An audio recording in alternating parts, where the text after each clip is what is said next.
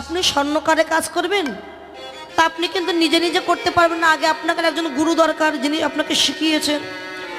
আপনি কর্মকারে কাজ করুন বা পাল মশাই মানে মাটির জিনিসপত্র তৈরি করুন, যাই বানান না কেন, আপনার কিন্তু একজন ঘটক বা গুরু দরকার। মিষ্টির দোকান দিয়েছেন, আপনি মিষ্টি কিন্তু এমনিতেই বানাতে পারবেন না, আগে আপনাকে একজন গুরু ধরতে হয়েছে। তার প্রত্যেক কাজে গুরু। তাই গুরুচরণ যখন আশ্রয় করবেন, গুরু পারে ভক্তকে শিষ্যের ভগবানের চরণ প্রান্তে পৌঁছে দিতে। এটা হচ্ছে 2 নম্বর ঘটক। আর 3 নম্বর ঘটক যিনি ভক্ত এবং ভগবানের যিনি মিলন করে দেন।